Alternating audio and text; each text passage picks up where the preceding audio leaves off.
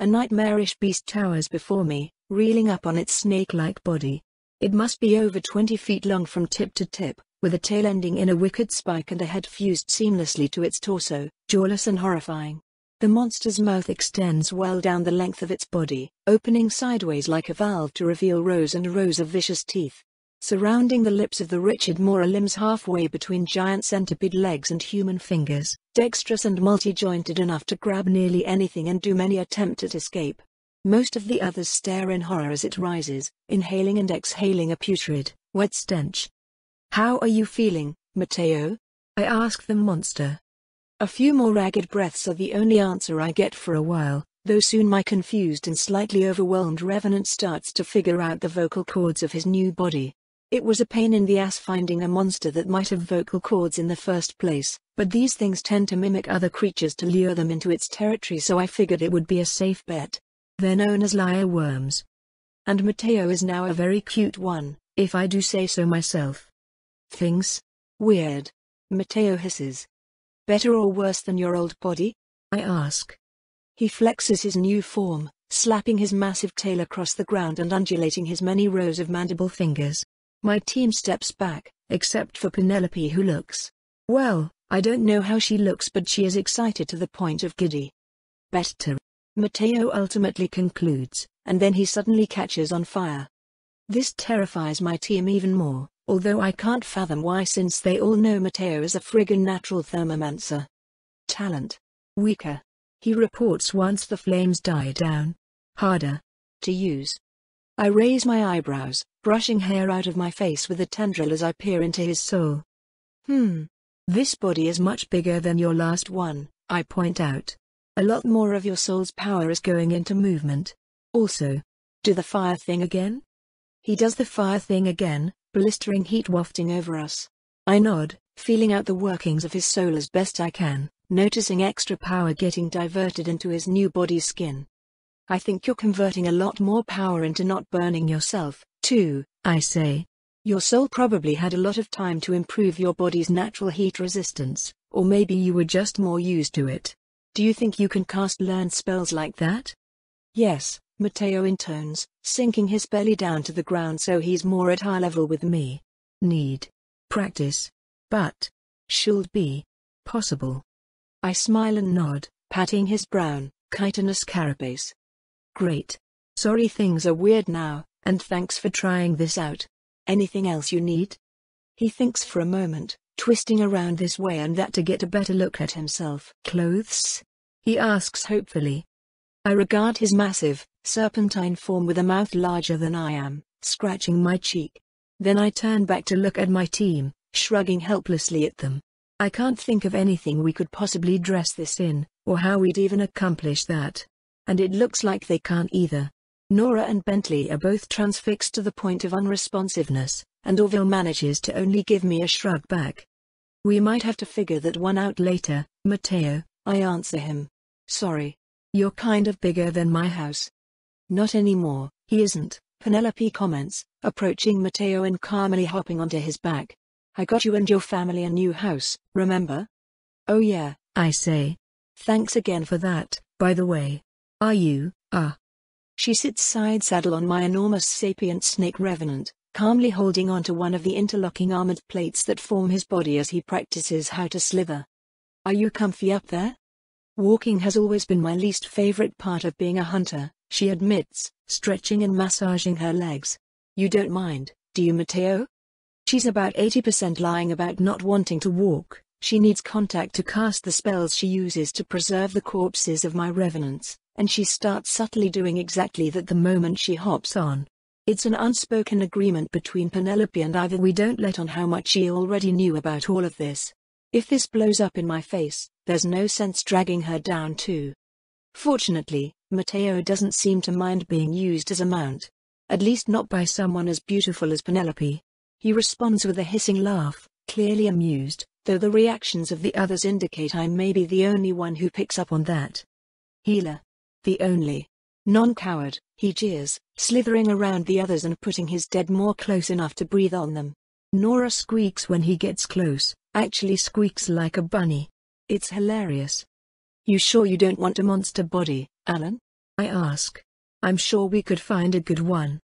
The headless Alan gives me 2 thumbs down, then indicates his sword. Well, Nora's former sword, which he's still holding since his old one broke. No way on a monster body, I need hands to be able to use my skills, is probably what he means. I nod back to him. Your call, no worries. I join Penelope on Matteo's back, and together we slither off towards our destination. I've spent the last couple of days on our forest journey acclimating to my new abilities and consuming every single creature I could get my hands on. Penelope even taught me the meat preparation spell, although I'm surprised how crazy complicated it actually is. Apparently, biomancy in general tends to have some of the longest and most precise spellcasting commands, making it a huge pain to learn. Also problematic is the fact that while I cannot be harmed by overfilling myself with mana, I absolutely can be harmed if I form a spell incorrectly. Penelope likens casting a spell to constructing an essay. I pointed out that I've never written an essay, so she rolled her eyes and told me to just imagine a really long sentence. If you change even a single word in a sentence, it's possible to make the sentence mean something completely different, or more likely become absolute nonsense. But unlike humans, who can usually figure out what a sentence is supposed to mean if it only has 1 or 2 errors, magic is apparently much more pedantic than that. How you shape the spell is what it will become, and if the shape is wrong, you could end up with a spell that does something unintentional, or worse, you could end up with chaos magic. Chaos magic is what happens when you tell magic to do something that doesn't make any sense and it tries to do that anyway. The results are usually just an explosive release of energy as the magic gets converted into who knows what without any consistent guiding factors. Very rarely, however, chaos magic will randomly produce complicated spell effects that are a lot more dangerous than a simple explosion. Apparently, one of the prevailing pieces of evidence that talents are granted by the Mistwatcher with purpose and intent is simply the fact that, if talents were random, nearly everyone with a spellcasting talent would end up with chaos magic and probably kill themselves. Instead, there are no chaos magic talents at all. Just like animancy talents. So, what's our actual plan in terms of killing this monster we've been sent to hunt? Netta asks. If it's attacking people in a city, we dead folk probably shouldn't be waltzing in to fight it.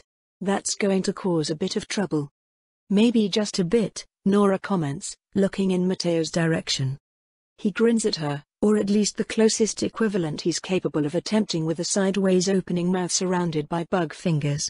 I'm almost thankful I don't need to pay any attention to his expression.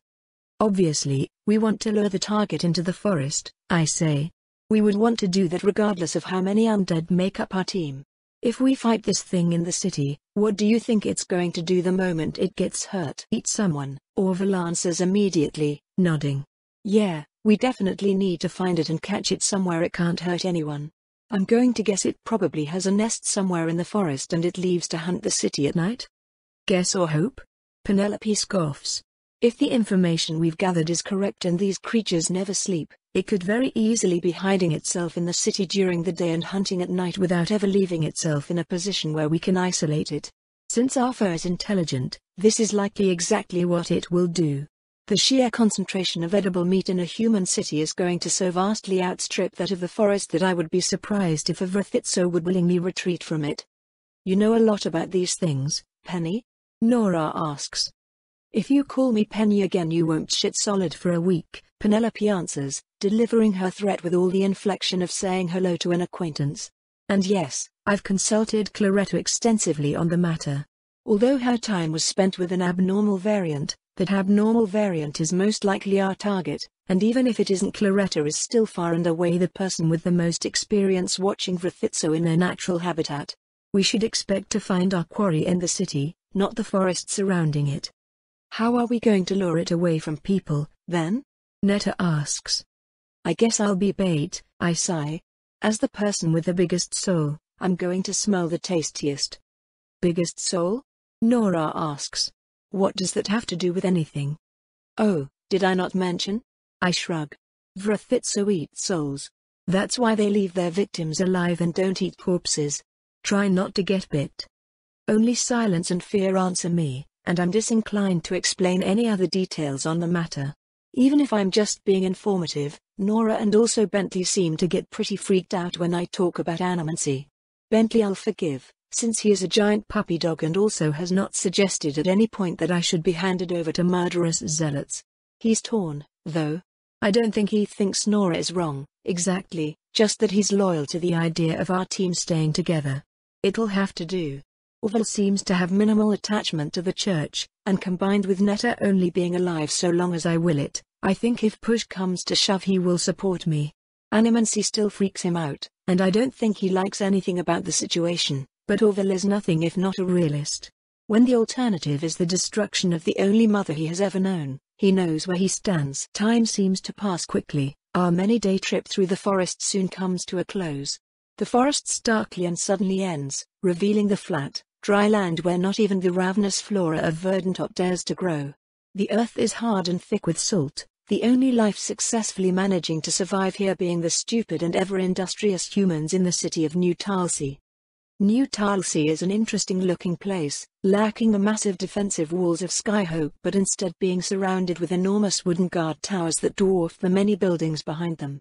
Any monster that even tries to exit the forest could be pelted with hundreds of arrows from expert bowmen before even reaching the towers themselves, let alone the city proper. Many of them certainly look our way as we emerge from the forest, minus my revenants of course, and we quickly locate and walk to the road to give the guards plenty of time to prepare for us. No one else is on the road today, which I suspect is fairly normal. What I'm not sure is normal is how nervous all the guards suddenly become as we get closer to the city. A guard in one tower holds flags, signaling to the others and suddenly putting every other tower on edge. Armed and armored people emerge from the city, blocking off the road, a few people from the towers descending to join them. Is something the matter? Penelope asks, once we get in polite shouting distance of the guards. State your business. A guard orders. We're the hunters that have been sent to deal with your monster problem, I answer. Told you so, another guard mutters, nudging one of the men from the towers. Of course hunters are going to feel weird. We've had strong hunters before, and one of them does not feel like a hunter, he protests. Just to be sure, we're going to ask to submit you to a biomancy test, the guard that first spoke grunts. Sorry for the inconvenience. This is your fault, isn't it? Orville whispers to me. Probably, I reluctantly admit. I was already pinging as spooky after my solo trip, so I can't imagine what I feel like now. You should be doing biomancy tests on all travelers anyway, Penelope says, answering the guard. The capital had trouble with some nasty parasites from the forest. We don't have the capital's luck when it comes to having a lot of biomancers available, the guard grumbles. You'll have to wait for us to fetch one. Fucking hell, I grumble. If there's another Nora colony here, I'll scream. If there's another Nora colony here, you are not to try to adopt one, Penelope says firmly. Fine, I groan, rolling my eye. Not that she can see it. Seriously, what happened to you two on that mission we didn't get to go on? Orville mutters. We just had a nice, rousing round of genocide against a sapient species after nearly being killed by the Mistwatcher and subsequently a very grumpy Galdra the Annihilator. Also, Penelope enslaved me. I believe you mean also, Penelope saved my life, Penelope chimes in haughtily. Twice. One method of which just so happened to make ingenious use of property law. Woo, slave buddies, Orville intones blandly. Actually, are you still a slave now that your mom is dead? I ask. Watcher's eyes, Vita. Nora mutters, face in her hands. What? I just don't know how that works. Unfortunately, the biomancer arrives before I can learn more about slave law.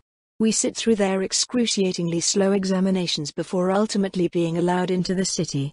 I am, after all, still physically human as Penelope refuses to stop reminding me. I'm starting to wonder if our team has been taking her for granted.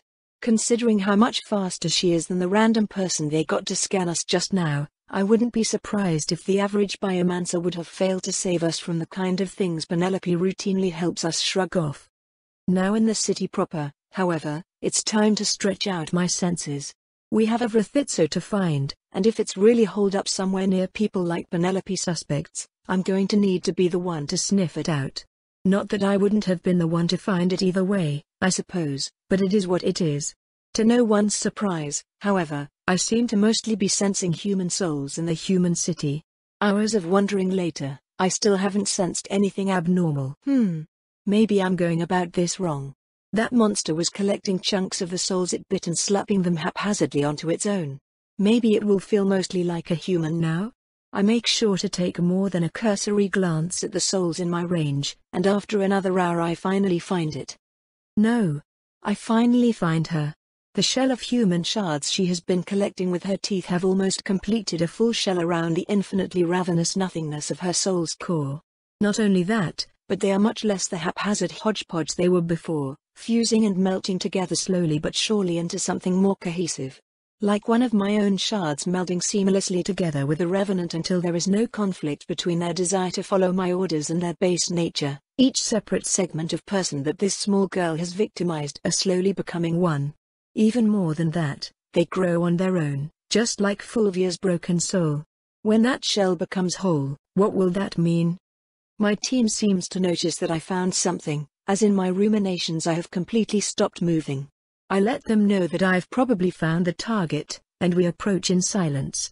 The Vrithitso's hearing is exceptionally good, and we don't want to give ourselves away.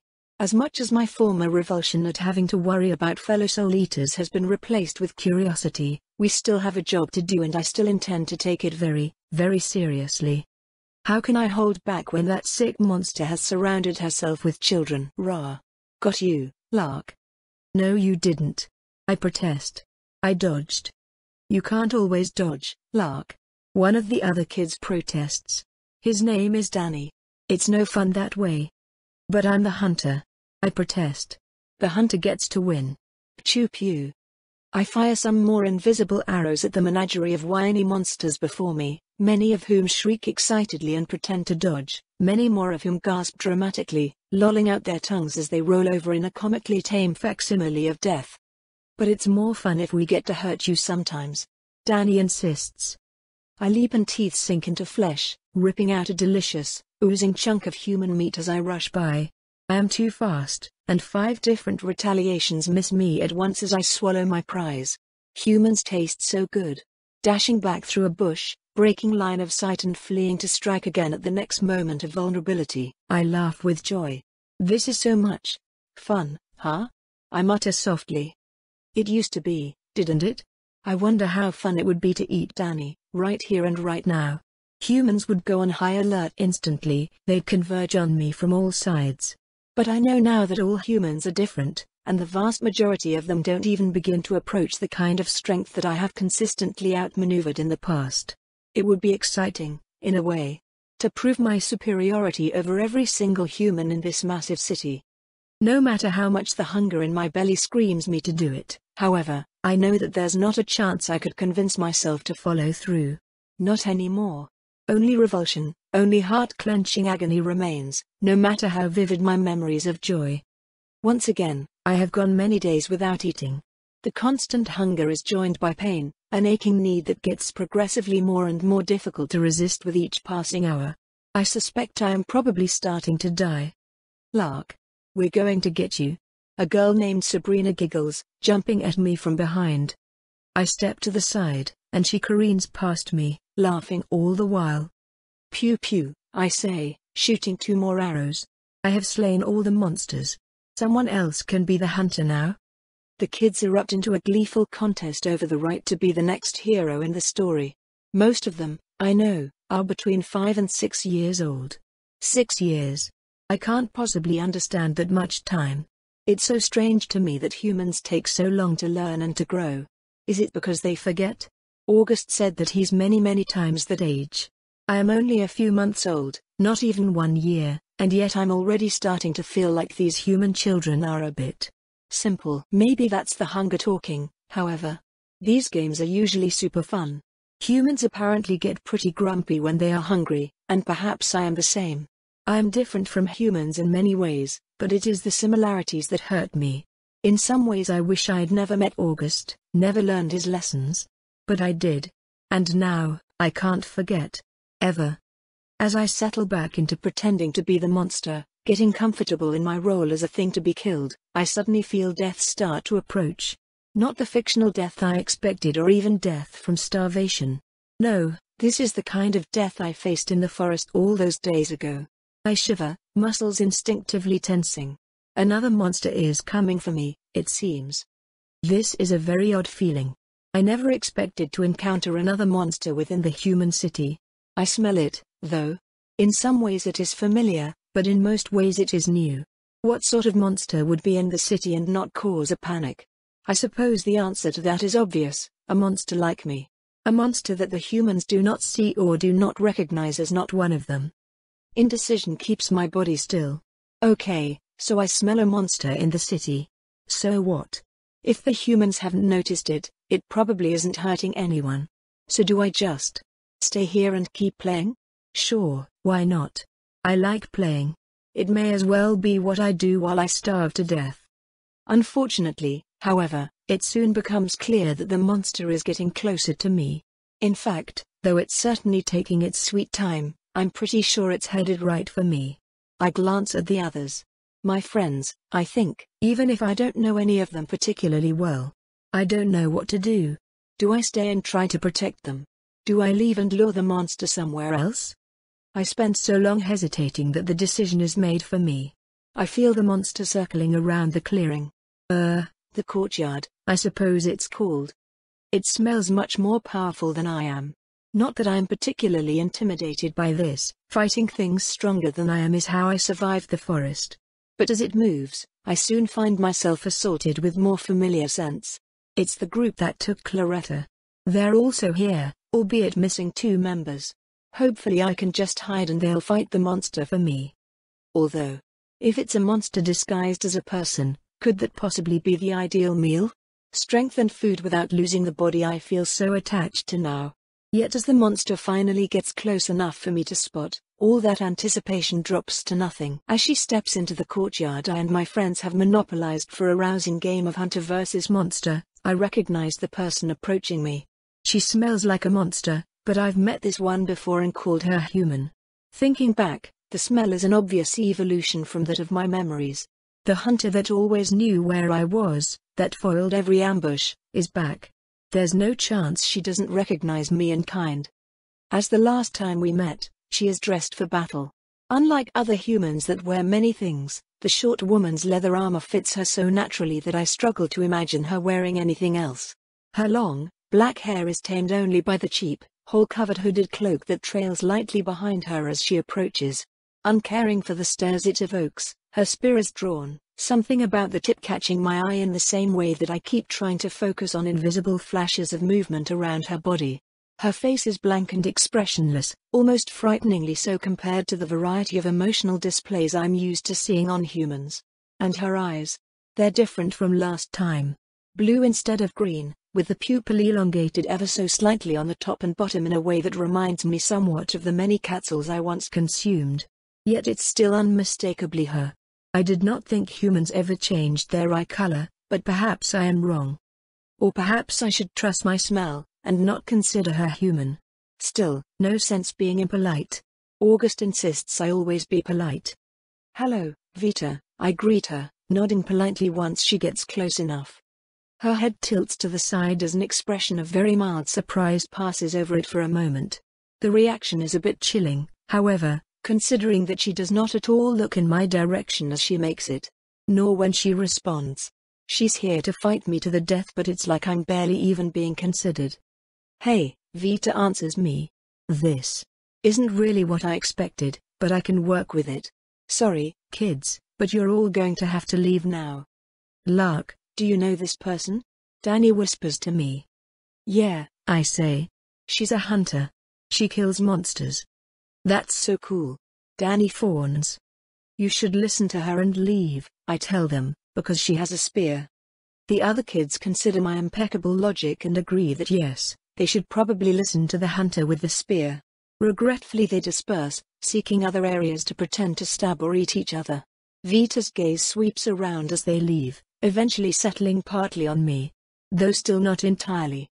"My team didn't think that would work," Vita comments.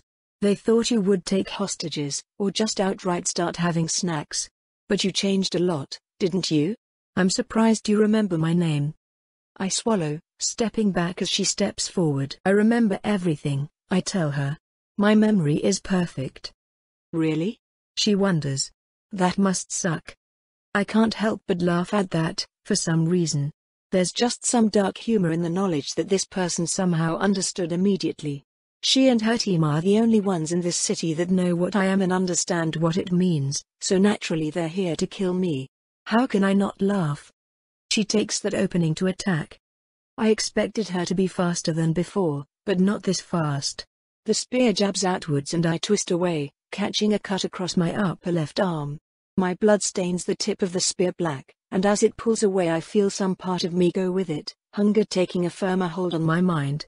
I leap backwards to try and make as much space as I can as shocked and outraged gasps erupt around us. Vita may have cleared the immediate area, but we're hardly alone.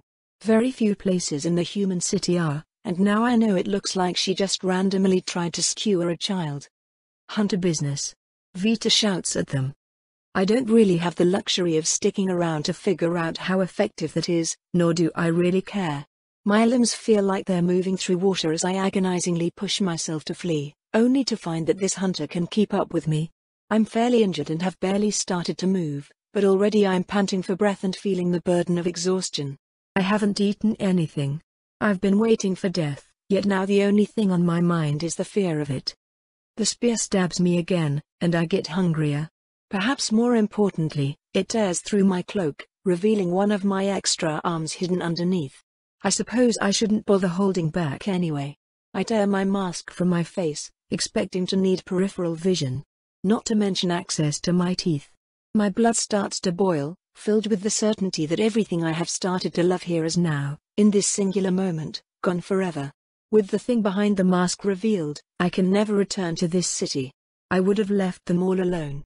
I would have died peacefully. But if this Vita, whatever Vita is, wants to force my hunger out, she can be the one to quiet it again. Something invisible streaks towards me and I bite down on it, eliciting a wince from the hunter. Finally, I reach the edge of the courtyard, clambering straight up the side of the building. Humans struggle with the vertical, and I need to make as much space as possible so I have the time to fight smart. Here I go again, I suppose. Already, the thought of victory against unassailable odds fills me with unwanted anticipation. It's fun to fight hunters, but that's wrong. Hunters are good guys and they're supposed to win in the end. No time for these stupid thoughts. I need to focus. Now atop a roof, my assumption that I've bought myself a little time is swiftly shaken as Vita attempts to leap up to the top of the building in a single bound. She doesn't quite make it, says one of the words August insists I should never say, and presumably starts to fall, though I don't stick around to watch. I'm halfway to the other side of the building when she jumps a second time, more than exceeding the height of the building on her follow-up bound, swearing again as she lands hard on the stone roof. Whoa! I've never seen a human do that before. At least she seems bad at it. When I reach the edge of the roof I immediately jump off of it back to ground level, which to my mild amusement elicits another exasperated curse from Vita. Now in an alley between two buildings, I can start actually fighting. I shoot a spread of webs from one hand, anchoring them to the wall of one building before pressing their other end into the opposite. When Vita runs down this path after me, she will inevitably hit my webs or at least be forced to cut them, which will give me an opening to. I look up, eyes going wide as a kite and this hungering spear tip plunges towards them. I dodge too slowly, avoiding the death blow to my skull at the cost of letting the spear open a gash from my sternum to my belly, maybe 20 degrees off from impaling me through the chest. Rather than jump off the building where I did, the hunter leapt all the way to another rooftop, bypassed the alley entirely, and struck from above. Like she knew what I was planning. I forgot, I'm not fighting monsters. I'm fighting creatures as smart as I am with the strength of monsters. I'm no stranger to deadly fights, though. Even as the cut sprays my blood on the ground, I see the inevitable outcome. Vita is falling. She can't change her trajectory, and the landing won't be something she can instantly move out of. I've sacrificed a nasty wound for it, but in return I can bite out her throat. Her mistake, her loss. But I take one look at her face, even as blank as it is, and I bind her in webs instead of ending her life. With the swipe of my claws, 5 threads get planted on her body, elongating at my command and letting me circle around her, binding her tight. I feel multiple invisible things jab towards me, and though I manage to bite one, the other two push into me, filling me with such insurmountable dread I cannot choose any option other than to cut my threads short and leap away as fast as possible. I've lost my chance to tie her up as thoroughly as I'd hoped to, but my threads are still on her and they are strong. It should be enough to stop her from. Untie me, Vita orders. At first I'm confused. I don't follow that command, because why would I? But my threads do. Impossibly, they obey her. They come apart of their own apparent volition as I scurry away, a grin blooming on the hunter's lips as for the first time her eyes lock directly onto mine. Not a human, my instincts scream. Not a human at all. Catch her. The monster orders. She lunges at me again, a burst of speed so fast I'm sure I hear something in her body crack. Even expecting it, I fail to dodge, her weapon opening a deep gash right above my hip bone, once again rousing the ever-present roar of my hunger to greater heights. Fine. If that's what she wants, fine. My own threads, attached to her body, reach for me as I leap towards her in kind, but nothing cuts through my threads as easily as my own claws. I destroy the traitorous strands, mouth aiming for my favorite target, the knee. Once again, Vita's wild strike gives me a clean opening to make my assault, and this time I don't hold back. Teeth tearing easily through layers of armor and muscle, I quickly swallow the first bite of proper meat I've had in days, feeling it charge my body with ecstasy. It's the greatest thing I've ever tasted, so much power flowing through so little space that my smaller wounds close in mere moments, the blood I've been losing replenished as my mind and my strength greedily drink that power dry to return me to working order. And best of all, I've hamstrung her, which means I've as good as won. The back of her knee is gouged so deep I see more bone than tendon. That whole leg is useless. Then Vita draws a knife and pivots on that leg anyway, cleaving straight through my bicep and removing one of my arms above the elbow. Immediately, I feel the invisible force surrounding her strike towards me again, but I don't bother to bite at one this time. She's not human. She's barely even a monster. I think back to just seconds before when I had the arrogant idea that not biting out her throat was sparing her and almost laugh at myself. Would that have even done anything? What can I do if injury doesn't injure?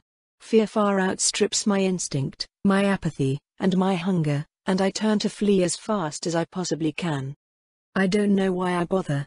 I've lost everything now, so why not my life too? The monster moves to chase me, but a shout slows her. Vita. Don't you dare. Penelope? I've almost got her. Vita protests. No. Comes the responding shriek, rapidly getting quieter as I make distance. Let the others handle it. You're going to stay right there and let me treat you before you bleed out all over the road. What were you thinking, starting the fight here? Why didn't you stick to the plan? Stuff happened, I improvised. Don't worry, she's not going to.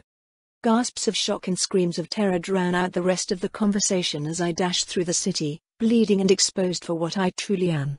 Nothing but blind panic fuels my decisions now.